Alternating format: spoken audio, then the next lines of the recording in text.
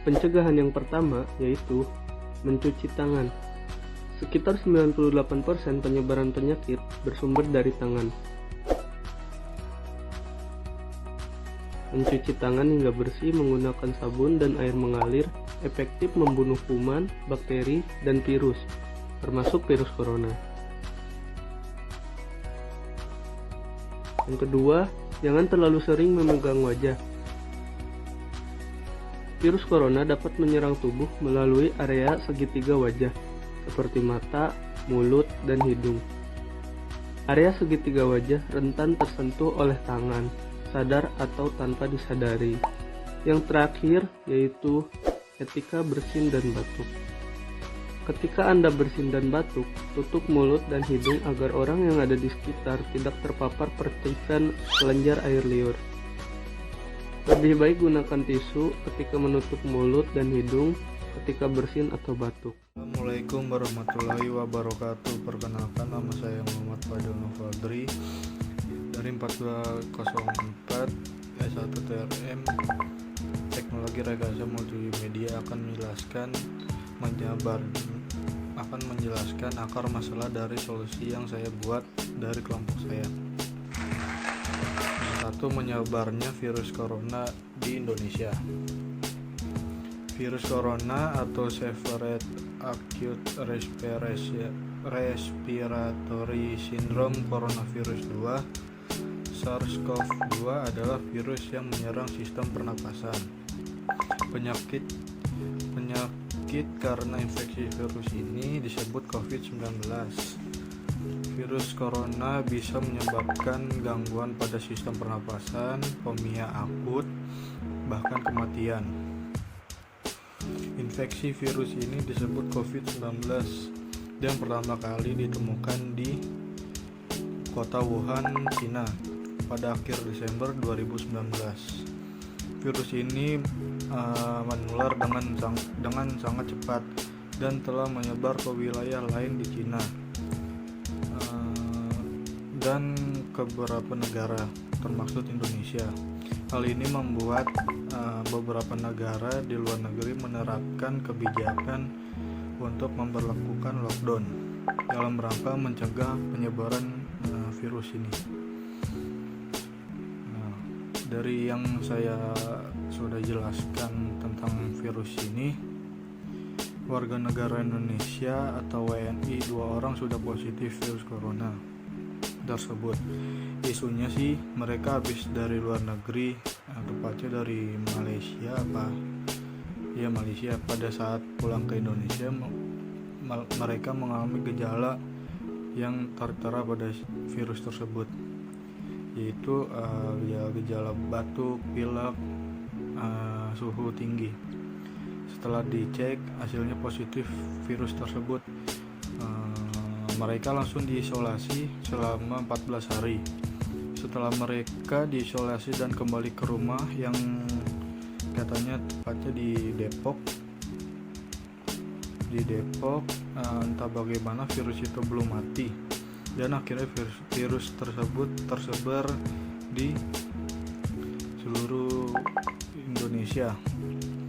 Pada dasarnya virus ini hidup dikarenakan orang yang di kota Wuhan mengkonsumsi makanan dari hewan liar yang katanya sudah menjadi tradisi mereka,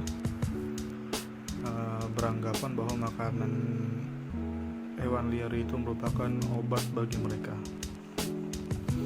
2. Kurangnya pemahaman warga Indonesia tentang COVID-19.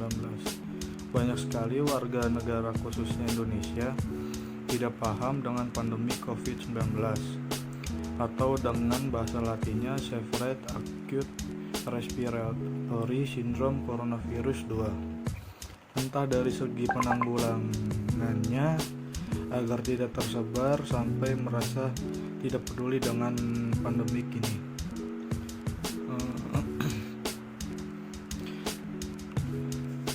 Dengan beranggapan bahwa mati umat manusia telah diatur oleh Tuhan, tapi bukan virus. Sebenarnya saya tuh heran dengan negara Indonesia ini, tepatnya di negara plus 62 ya, terlalu meremehkan sesuatu yang sedang terjadi. Padahal bukti dari virus ini sudah banyak, bahkan sampai kematian. Menurut saya warga Indonesia bukan kurang pemahaman tentang COVID-19, tetapi kurangnya kedisiplinan dan kesadaran diri sendiri. Yang ketiga, paniknya masyarakat ketika merasakan gejala COVID-19. Nah, ini saya sudah jelaskan di atas kenapa warga Indonesia itu sangat lucu. Mereka menganggap remeh sesuatu yang sedang terjadi, akhirnya dampaknya kembali ke mereka gitu. Seperti pepatah mengatakan, sudah jatuh tertimpa tangga pula. Keempat, ketidaktahuan warga akan bagaimana cara virus ini menyebar dan cara menghindarinya. Ketidaktahuan warga masyarakat Indonesia menurut saya adalah sebuah ketidakpedulian terhadap situasi yang sedang terjadi. Mengapa demikian? Karena pemerintah sudah menghimbau untuk tidak keluar rumah kalau tidak perlu. Mereka malah keluar, ada yang juga liburan ke luar kota. Nah, itu salah satu tindakannya tidak terpuji ya.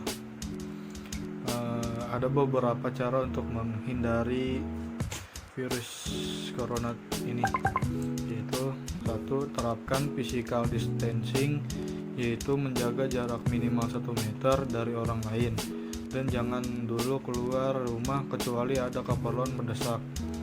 Kedua, gunakan masker saat beraktivitas di tempat umum atau keramaian. Rutin mencuci tangan.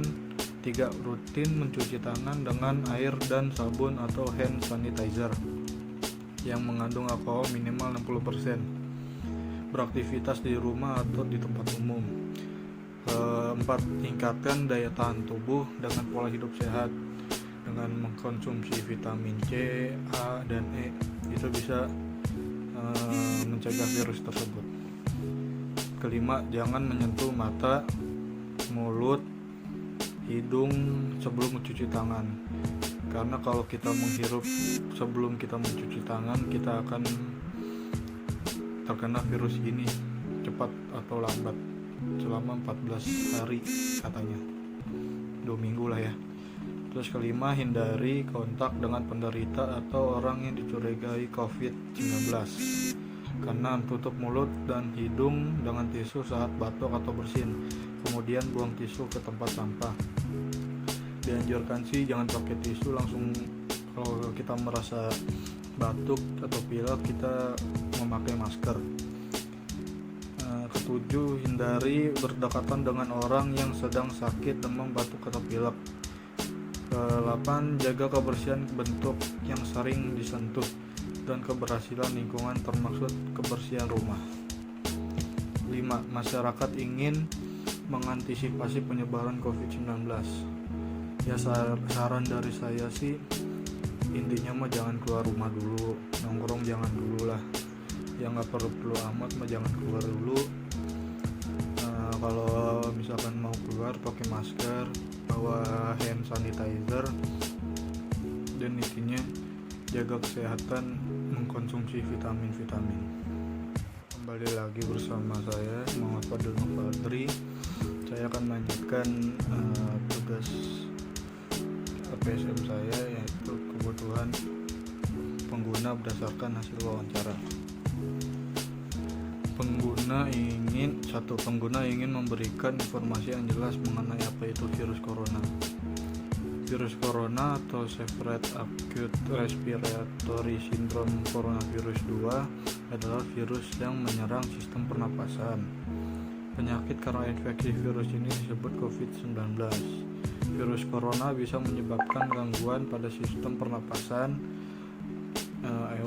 pneumonia akut, dan sampai kematian. Infeksi virus ini disebut COVID-19 dan pertama kali ditemukan di kota Wuhan, Cina pada akhir Desember 2019. Virus ini menular dengan cepat dan telah menyebar ke wilayah lain di Cina dan beberapa negara lain, termasuk Indonesia. Hal ini membuat beberapa negara di luar negeri menerapkan kebijakan lockdown agar supaya virus ini tidak menyebar lebih luas. Coronavirus adalah kumpulan virus yang bisa menginfeksi sistem pernapasan. Pada banyak kasus, virus ini hanya menyebabkan infeksi pernapasan ringan seperti flu, batuk. Namun virus ini juga bisa menyebabkan infeksi pernapasan berat seperti infeksi paru-paru, pneumonia, Middle East Respiratory Syndrome (MERS), dan Severe Acute Respiratory Syndrome (SARS). Gejala virus corona yaitu gejala awal infeksi virus corona atau COVID-19 bisa berupa gejala flu seperti demam pilek, batuk kering, sakit tenggorokan, dan sakit kepala. Setelah itu gejala bisa memberat, pasien bisa mengalami demam tinggi, batuk berdahak, bahkan berdarah, sesak napas, dan nyeri dada. Gejala-gejala tersebut ketika tubuh bereaksi melawan virus corona. Namun, secara umum ada 3 gejala umum yang bisa menandakan seorang terinfeksi virus corona, yaitu 1. Demam, suhu di atas 38 derajat Celcius, 2. Batuk, 3. Bersin, sesak napas. Menurut penelitian, gejala COVID-19 ini muncul dalam waktu 2 hari sampai 2 minggu setelah terpapar virus corona. Seseorang dapat tertular COVID-19 melalui berbagai cara, yaitu tidak sengaja menghirup percikan ludah, droplet yang keluar dari penderita COVID-19, batuk atau bersin. 2. Memegang mulut atau hidung tanpa mencuci tangan terlebih dahulu setelah menyentuh benda yang terkena cipratan ludah penderita COVID-19. Kontak jarak dekat dengan penderita COVID-19, misalnya bersentuhan atau berjabat tangan. Virus corona dapat menginfeksi siapa saja, tetapi efeknya akan lebih berbahaya atau bahkan fatal bila terjadi pada orang lanjut usia yang sekiranya imunnya sudah tidak kuat lagi. Pada ibu hamil juga bisa, yang memiliki penyakit tertentu, perokok, atau orang yang daya tahan tubuhnya lemah. Diagnosis virus corona. Untuk menentukan apakah pasien terinfeksi virus corona, dokter akan menanyakan gejala yang dialami pasien. Dokter juga akan bertanya apakah pasien berpergian atau tinggal di daerah yang memiliki kasus infeksi virus corona sebelum gejala muncul. Kemudian 2. Informasi ini bisa diterima oleh masyarakat dan kalangan. Semoga dengan informasi yang saya berikan informasi yang bisa diterima oleh masyarakat ini bisa memacu untuk menghilangkan virus COVID-19 ini dari Indonesia. 3. Memberikan beberapa informasi yang tepat kepada warga. Itu informasi tentang virus tersebut. Terkadang informasi yang diberikan oleh pemerintah tidak mudah untuk dicerna oleh semua kalangan, terutama kalangan lansia. Oleh sebab itu, kita yang masih muda mempunyai kesadaran yang tinggi agar supaya memberikan ajakan kepada masyarakat kalangan yang tidak dapat memahaminya. 4. Informasi bisa membuat warga tidak panik akan keadaan sekarang. Sebenarnya tidak usah panik, asal kita patuhi himbauan dari pemerintah agar tidak keluar rumah, dan selalu safety, jaga kebersihan, membawa hand sanitizer, memakai masker, dan sebagainya. Ya, kemudian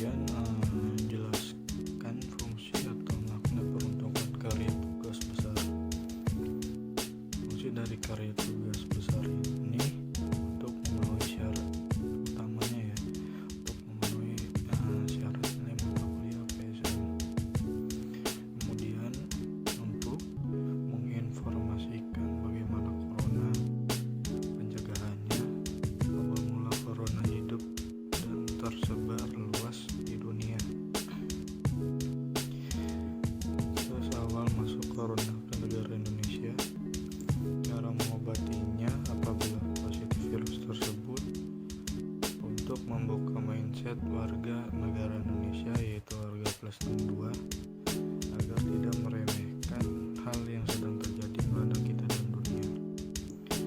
Intinya tugas besar ini untuk warga Indonesia yang mindsetnya itu belum kebuka gitu. Kalau virus ini berbahaya,